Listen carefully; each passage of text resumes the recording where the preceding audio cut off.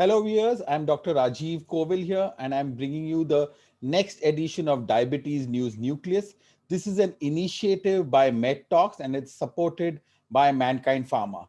What our endeavor in this Diabetes News Nucleus is to get the best, whether it's science, trials, drugs, which are occurring in the metabolic space to you, and to make sure that we can enrich your practice and your clinical practice by getting all these trials together, and maybe we can help you to extrapolate these kind of services into your practice as such.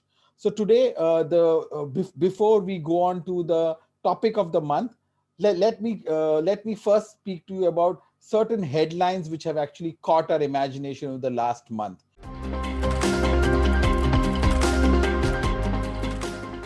Metformin usage has been widely used across the globe. Cognitive decline and dementia has also been seen in patients with type 2 diabetes.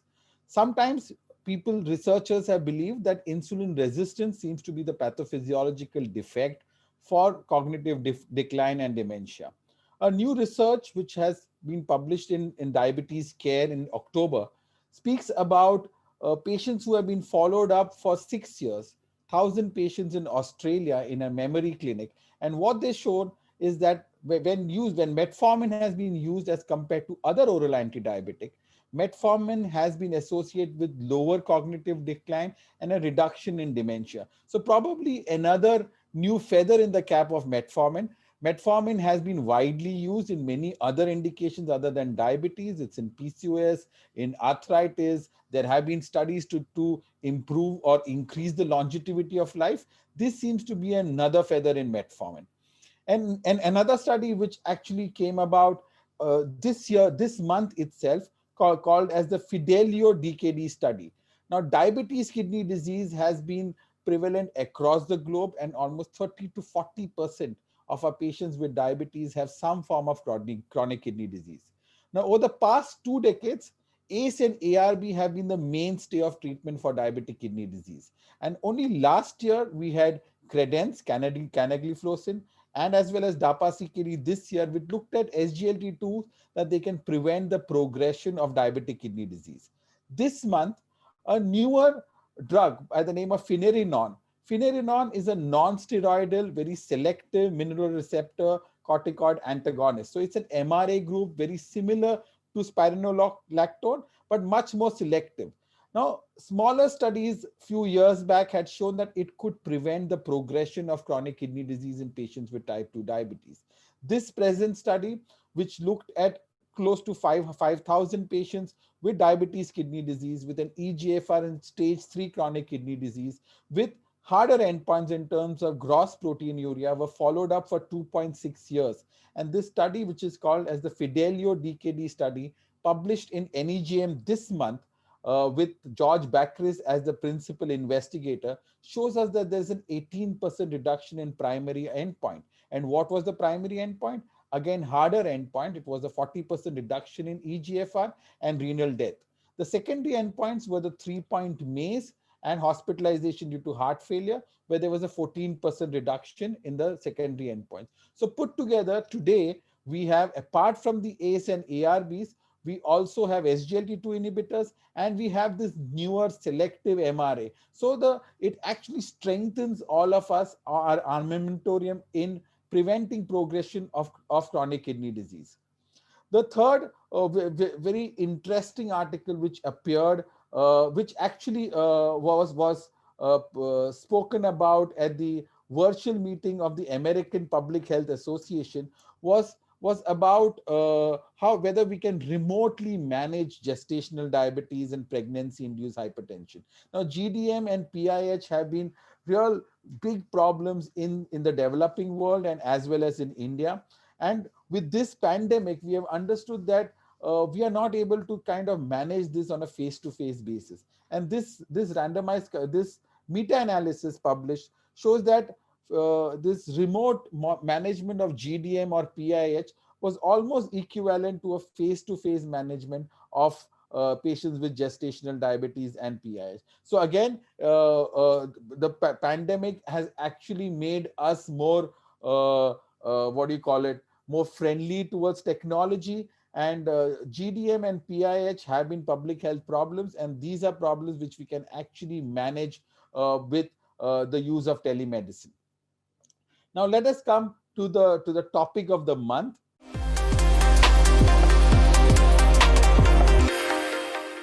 This month, we are going to talk about glucose as the fifth vital sign. Now, what is a vital sign? A vital sign is a clinical measurement which actually gives us the state and of the clinical state of the vital functioning of our organs.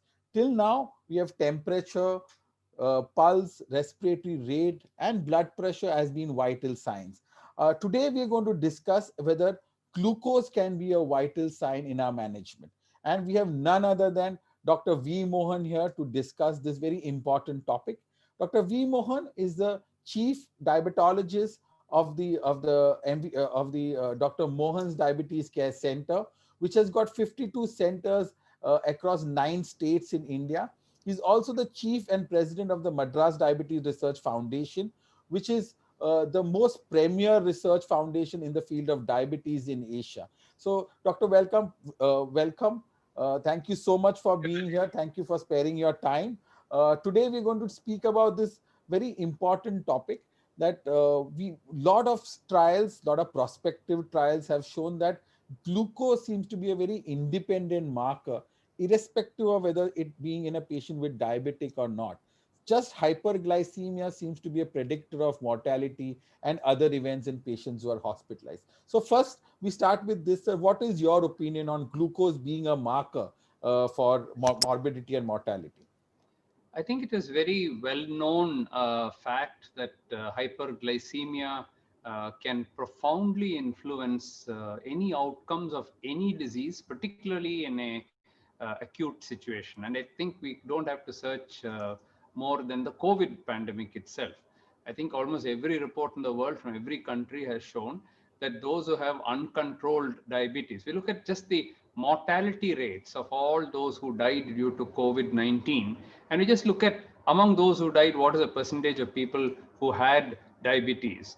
And among those who survived, what was the prevalence of diabetes? You'll find that the prevalence of diabetes was much higher in those who died.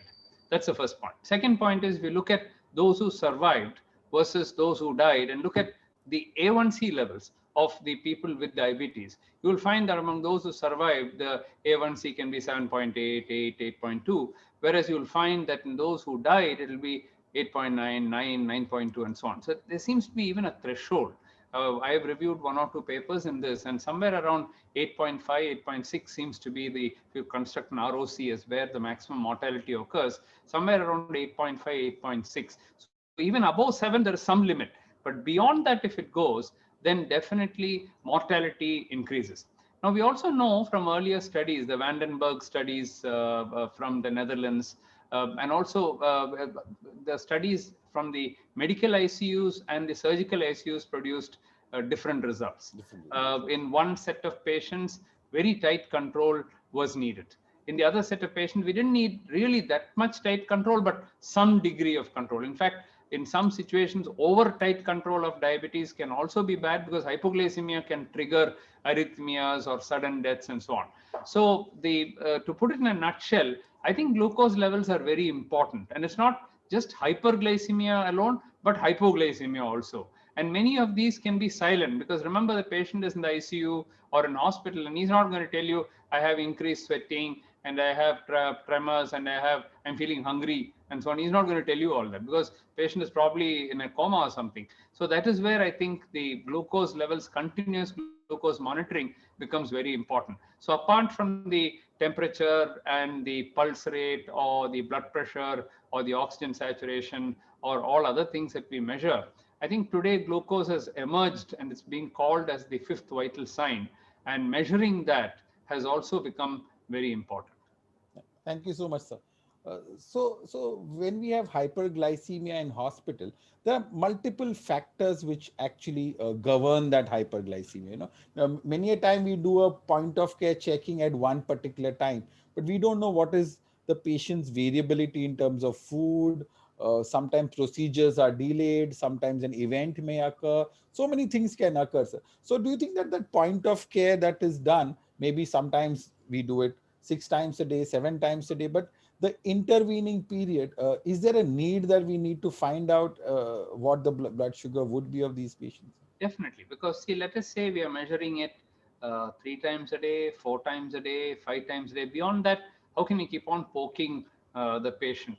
And today we don't have a technology whereby every hour automatically you will get it or something outside of continuous glucose monitoring. So the point of care, and it's also painful and it's expensive, and I don't know how accurate it will be in certain situations. And beyond all that, what you're getting with the, of course it's better than nothing, but and for testing it at fixed times is probably okay. We want to check before giving some food in the hospital, what is the before food sugar, morning, afternoon, night, you may get 3 readings. But let me give you 3 points. Let's say you have got 120 before breakfast, and the next one you're doing is before lunch and comes as 160 or something, and then before dinner to say 140 or something. So you got 3 points now. 120, 160, 140, you got 3 points now. Now, what happened in between? Did it go to 300 and then come down, after some procedure or some medicine given or a steroid given or something? Did it go up at all?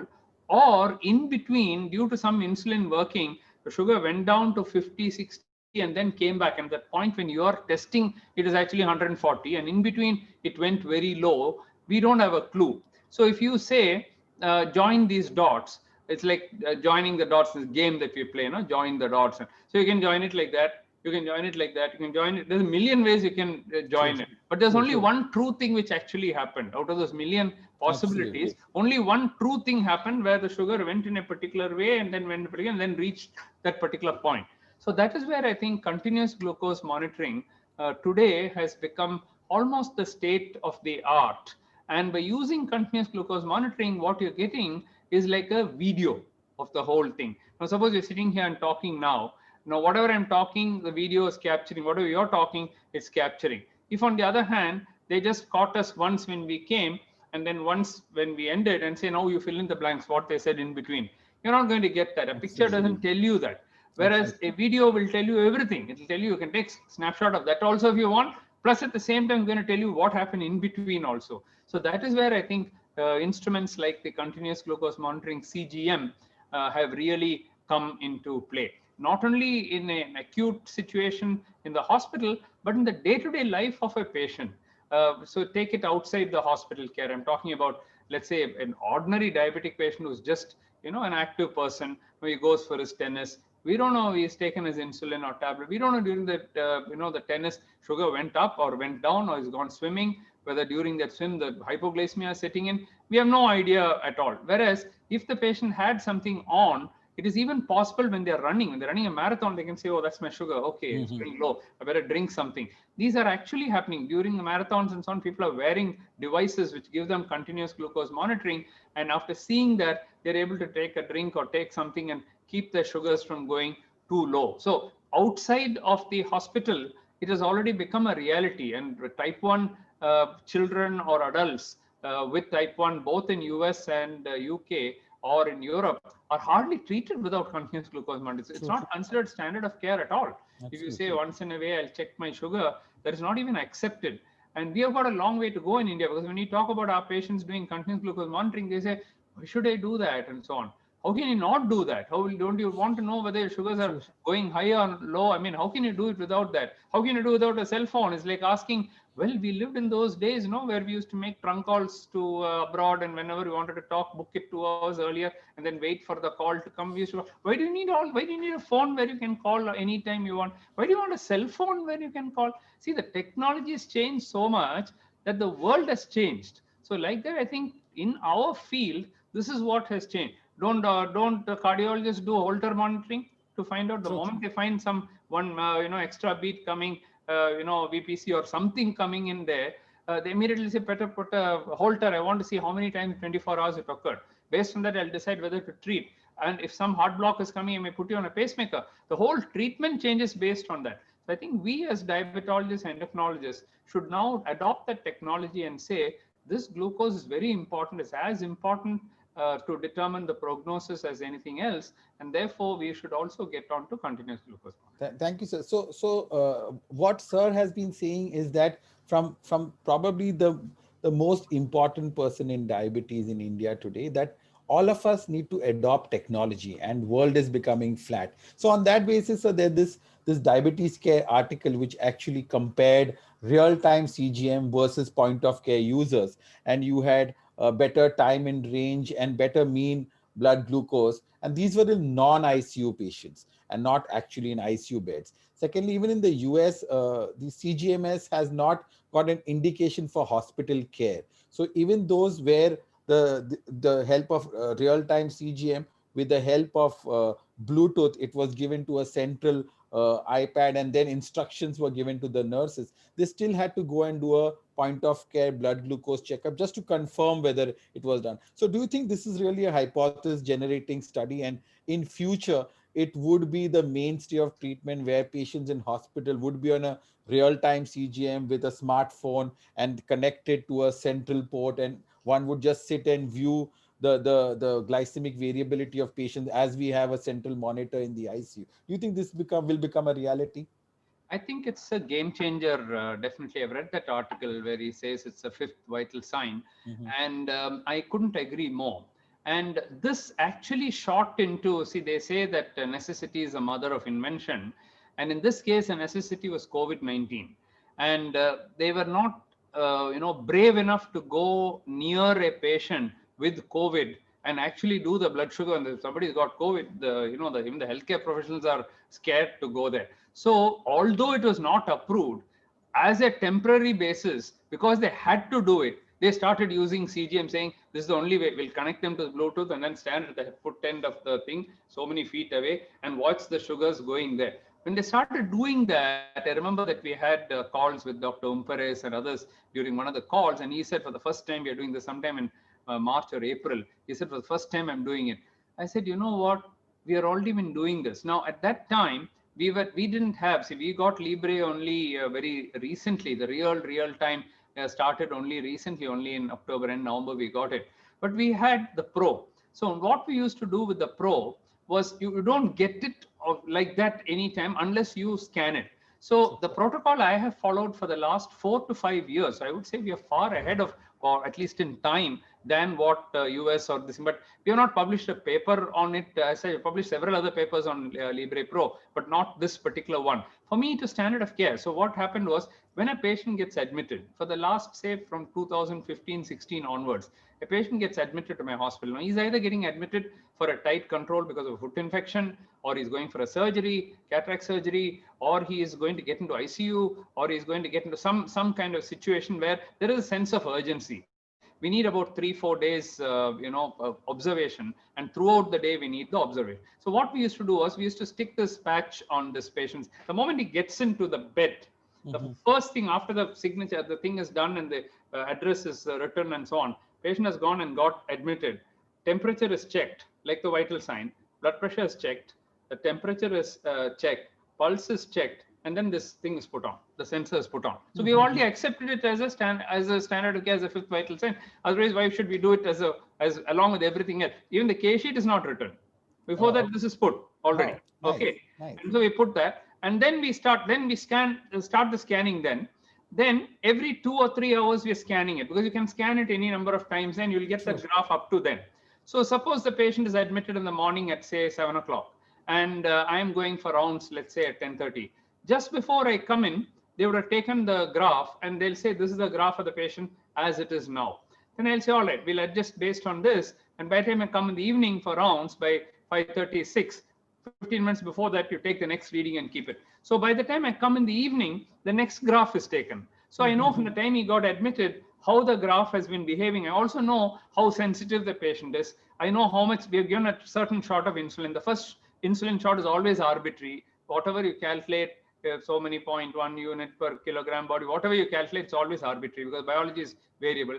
So we know whether the patient is resistant or not. So we put that, and then by evening we know that, oh, nothing has happened. Then we know this patient's dose has to be increased. So we increase the dose, and then by the next morning, by the time I come for rounds, they would have scanned it a couple of times. So when I go in the morning, I have my next graph with me, so I know how it is. So I've been doing it for the last 4-5 years. So when Dr. Impress was telling me, I said, you know what? I've been doing this for Guillermo. I've been doing this for last 4 or 5 years. He said, oh God, you guys are far ahead.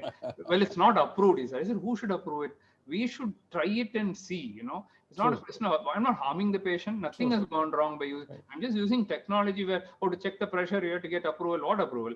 You can check only 2 times, you check. Why? If I check it 4 times, what will happen? Nothing will happen. So these are things which we have been, anyway, if you have come as an outpatient, you have to put it and send him. So why an inpatient, why I should not do? Why I need separate approval for that? And patients are happy. Everybody is happy. The treatment, in fact, we save money, because otherwise we would depend on the next day's morning fasting before taking a decision. And suppose nothing has happened, 1 day is gone. Imagine 1 day's cost in the hospital, how much it is.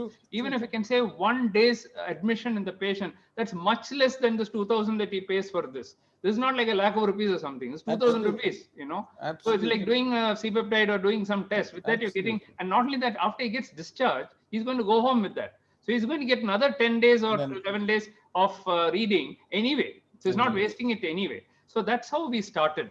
Now, coming to the real continuous glucose monitoring now, of course, this one is a little bit more expensive, as you know, when we discussed it also during the launch and so on. This one, I don't know why they pitched it a little high.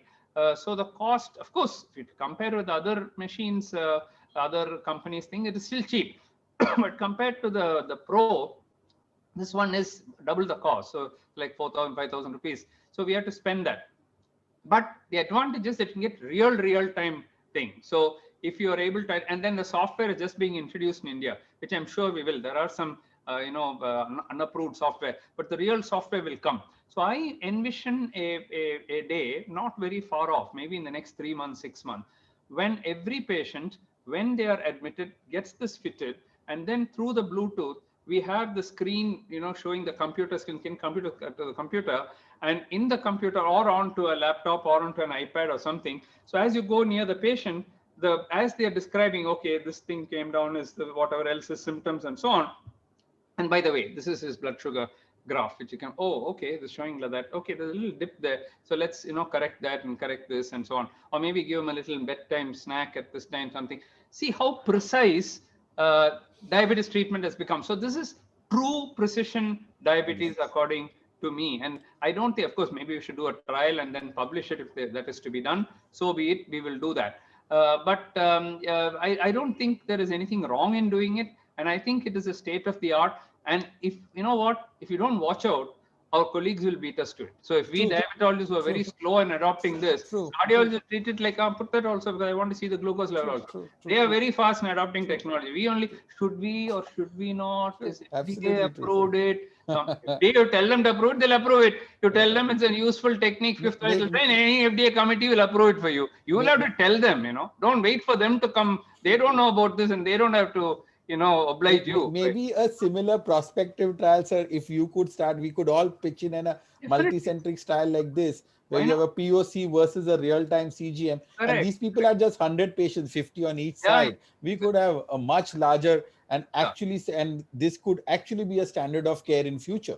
It will be. I have no doubt at all that now that the technology is available, now it's a question of using the technology. And I'm not saying it to promote a company or to promote a thing. It's for me to study my glucose levels of my patient.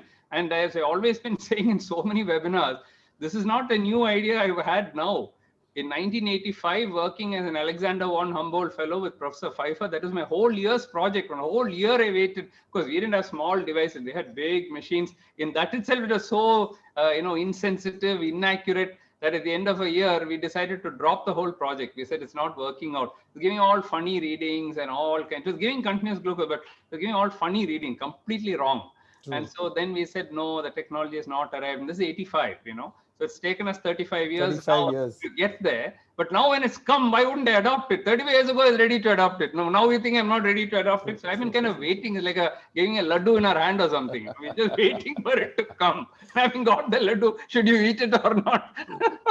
and patients will surely benefit and outcomes will be better, because there's so many hypoglycemias in hospital, which goes Correct. unnoticed. Correct. And sometimes they are kind of swept sometimes under the carpet. We don't Yeah. realize so many things which happen. It's only when you come on rounds the next day you realize that the patient had gone into a nocturnal Especially in the night. hypo, In the night, especially in the especially. night. How are you going to keep on this? We may do 1 3 a.m. But how True, do you know the lowest nadir is at 3 a.m.? It can be true, at 2 a.m. It can be at true. 4 a.m. After you Absolutely. check it, it may go down after 1 hour. So these are only assumptions True, saying that better than nothing is to do at 3 a.m. true, But when you've got a continuous thing like this, I don't even need a 3 a.m. I've true. got this continuously going. And so I don't need, I'm getting every a.m. I'm getting. So I don't need just at 3 a.m. You can have certain SOPs put in, and then the sister or the diabetes nurse would take care, or our Correct. You residents would teach take care them, of and if what. you tell them, you see this pattern, do this and you do that, and if it goes so low, and the accuracy is improved considerably. Considerably. There's no doubt that with the newer systems, the Mhm. second model and the third models which are coming, the version 2.0 and 3.0, they are really improving. They're getting as accurate as the lab. And remember, we cannot put it into the vein and have something going continuously. It'll clot. So we cannot True. do that. So of course, you must understand that there are certain limitations. It is about 20 minutes later you get the reading. So if you see something, this is what happened 20 minutes earlier. But even there, the arrow, trend arrow is there, going up, going down. So suppose it is 70 and showing a down arrow, it's going to hit 60 It's in going to no hit time. 60. Or it was 70 some time ago, and it's now showing a down arrow. It may be 60 now. So then get a glucometer and see how low is it now. Absolutely. So there, Absolutely. possibilities just open up. And I'm not saying that it'll completely replace a glucose Fine. testing or monitoring or anything like that, but it is definitely 2 steps ahead of what we were doing, say, last year. So And compared as to you that, said, that if we can save one day of a patient, that's that's a it. huge advantage to the Right. patient. And these are not, these are not, you're not spending lakhs of rupees on it, Absolutely. where you have, it's not like buying an insulin pump or something like that. Absolutely. These are small devices which anybody can, in the context of a diabetic checkup or a hospitalization, these are very small costs. Probably the Ab- diet will cost more than that. So Absolutely that true. way, I don't think we should even hesitate at all. Absolutely true, sir. So thank you so much for that absolute insight into what you have done and what could be a standard of care in the future. Thank you so much, sir, Thank for you so sharing your much. experience. Thank you very much for And being keep with up us. this nice session that you're doing, bringing the latest news into people. People don't read all the journals. It's impossible True, today with sir. all the distractions that we have on our time. So it's a great service you're doing. And to take up one topic and to discuss it in great detail is also thing, especially with whatever's cutting edge. True, These are sir. really True, sir. cutting edge. As far as US is concerned, this is cutting edge. So Absolutely. therefore, I think it's very important to do that. I'd like to thank Mankind Pharma for this, as well as the organizers Chitra Mohan and Chishti and all the others for putting this up. Thank Thank you you. so much. Thank you Thank to you your very much great for being with moderator as well. being with us. Thank you, viewers. I hope we have added to your clinical armamentarium and you have something to take back home and invest in your practice. So, as Sir said, that glucose can be a fifth vital sign. CGM in hospital setting could be not of very far in future, but as he said, in the next 3 or 6 months, we may be using it, and we may be using it to make sure that the patients have better outcomes. They do not suffer hypo and hyper, and the glycemic variability is much lower when they are hospitalized. We will see you back next month with some added news, some newer features, and some latest news from the metabolic space. Thank you so much for being with us. Thank you very Thank you much. so much.